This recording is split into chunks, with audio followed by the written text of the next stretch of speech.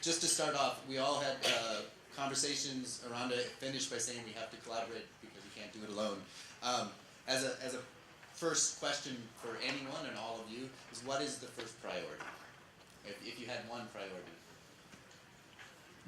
Actually, this session is all about how can we create a right ecosystem to thrive the social enterprises in Sri Lanka, as well as the socially responsible SMEs in Sri Lanka. The first questions we have to ask that whether Sri Lankans are really entrepreneurial or not. Compare with the maybe Israel people, compare with the Indians, Chinese, we are not. Because in our blood, that germ is not working, that gene is not working in our blood. But in maybe majority, maybe not, but in minority, you can see where the money in a minority's hand. But in Sri Lanka also you can take the southern part of the Sri Lankan people are more entrepreneurial compared with other part.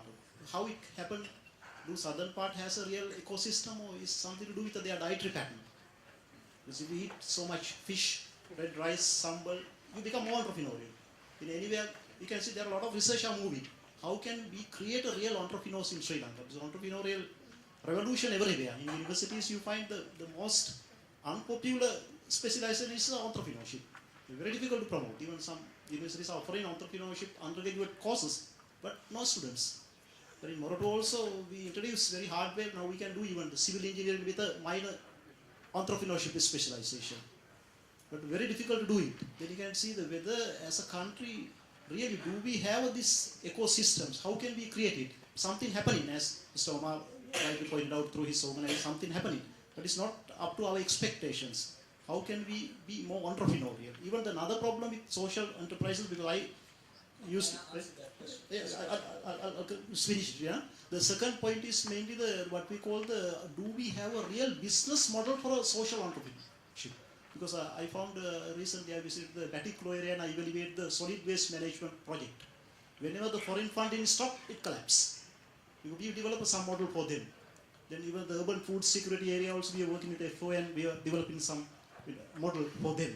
Then we have the problem is money is not the main problem in social entrepreneur. Money come wherever. The idea is the problem. You have to have a very sustainable, good ideas. Idea first, anyway, the money is second. If you have good idea, money automatically coming. Even for our students, so we also always say, come up with the right business plan, business idea. Then money everywhere, money will automatically come to you. How can we create this right business ideas? Yes, you can. Okay, first of all, a lot of social entrepreneurs that I know are vegetarian and vegan. I'm vegan, right? So I doubt that there's any direct relationship with dietary patterns and entrepreneurship. I think one of the reasons why, although we have all these entrepreneurship training programs in universities and elsewhere, and I can say this with confidence because I have done developing graduate entrepreneurship in state sector universities before NEDA did it. And I know that the way that we teach entrepreneurship is absolutely rubbish, right? You can't have an academic approach to creating an entrepreneur. It's good to have academic approach, it's good to have research, you need to have that, but that alone is not going to create real entrepreneurs on the ground. So we need to change how we develop entrepreneurs, we need to change the methodology.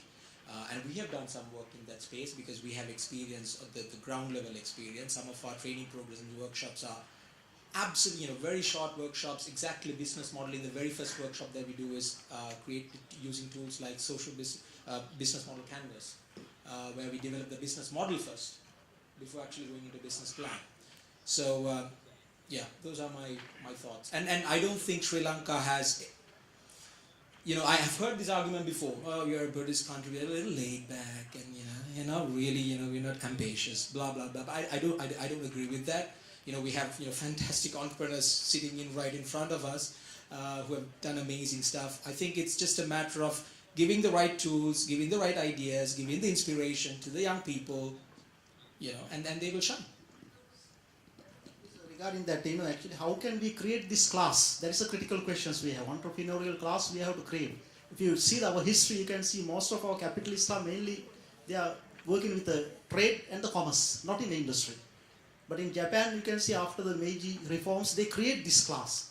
But how can we create this entrepreneurial class? You don't want that much people. In Morocco also, we are trying to create maybe 2% per batch. In Japan, you can see less than 50 people are running whole Japan. In Korea, 20 people are running whole Korea. We don't know that much people. At least one person per year, if you can create as a businessman, we can develop this country without any problem. So thank you. And in Bangladesh, how is some of this culture? I think that if you asked what is the first priority or is the top one priority, the top one priority I would say is to turn every enterprise into a social enterprise. So it's not creating social entrepreneurs. I don't think we need to go to the cultural debate of whether we can create entrepreneurs or not. It's a hard thing. Bangladeshis also by nature are job seekers, not job creators. But that's okay. I think if we turn out, we know that 70 to 75% of our seventh five-year plan, which will be implemented in the next 4 years, will be funded by the private sector. So 75%, 72 to 75% actually will come from the private sector. The enterprises. It doesn't matter whether the enterprises have a lot of entrepreneurs. It matters whether the enterprises are able to create a lot of jobs. That's important. And if we have, Iranda mentioned the measurement, if we can have the right social indicators and measure them for every enterprise, what is the environmental impact or negative impact you're creating, I think that's a good win. That's a really good win to focus on and say, we will want to turn 100% of our enterprises into social enterprises instead of creating a separate social enterprise database. That would be, I think I'm quite influenced by Amanda and Peter's speeches, perhaps, but that's what I believe. Thank you. Good. And one of the questions from an audience member and participant is around the financing. So if you're encouraging entrepreneurial spirit and there is an entrepreneur that's young, maybe outside of Colombo, the current financial markets or financial industry seems to put a barrier on the startup. Is there any initiatives or thoughts around that? I mean, certainly in the UK, there's been a real challenge in the last 10 years around getting the traditional financial institutions to support startups. They've been desperately seeking to lower their exposure to risk and to recapitalise, and that has led to, a very arid circumstance for would-be social entrepreneurs. So social entrepreneurs are innovative at their best, and so we found some great new ways of raising capital for startups, sometimes enhanced by tech. So crowdfunding, I'm sure there's been lots of discussion already in Sri Lanka around crowdfunding, but there's something deeply democratic about mass contributions fueling the growth of social businesses. And it also ensures that they can remain true to their values. So crowdfunding is one really, really great opportunity that is so perfectly matched for crowdfunding. And those people that run crowdfunding websites always say that social enterprises tend to do better on their platforms than for-profit private enterprises. And the second thing is around community shares. So in the UK, we have managed to raise twice as much money through community shares as we have through more top-down models of impact investment. And I think there's a really important lesson there, because although government champions impact investing in the UK, and in fact we started the G8 kind of global conversation on impact investing, twice as much has been raised through ordinary citizens buying small amounts of equity in social businesses, as has come through the Goldman Sachs, JP Morgans and big institutional funds.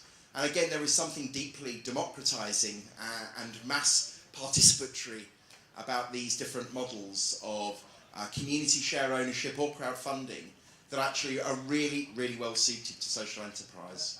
There's lots of other initiatives and options too, but I would say they're the two big trends and innovations that really are yet to achieve their full and great potential.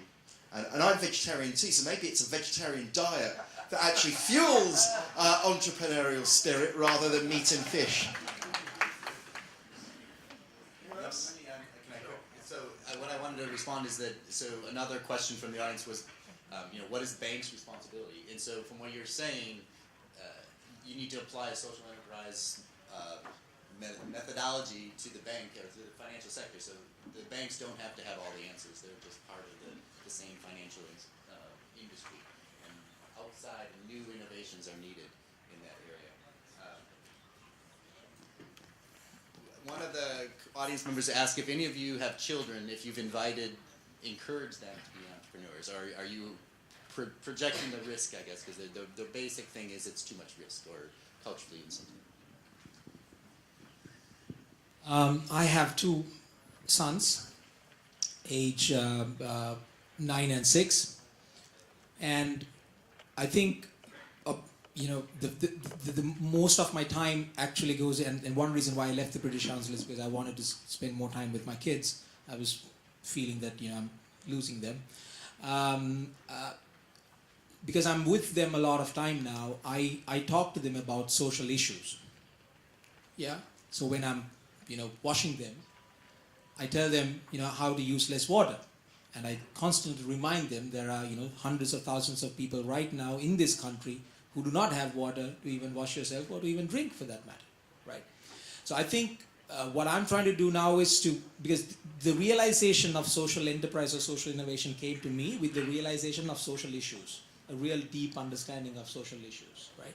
So if we have a deep understanding of social issues, and then obviously young people will want to come up with solutions to that. So I think parents, we all need to educate our kids with social issues a lot more. I was just going to say, some young people that I worked with, I love to support young people because they come at life with so much sense of what can be achieved rather than what can't be. So they're great people to work with. I worked with a group of young people though, and it's a warning to everyone in the audience. They wanted to set up a social enterprise car washing business. So I dutifully provided them with a small amount of capital to start that business.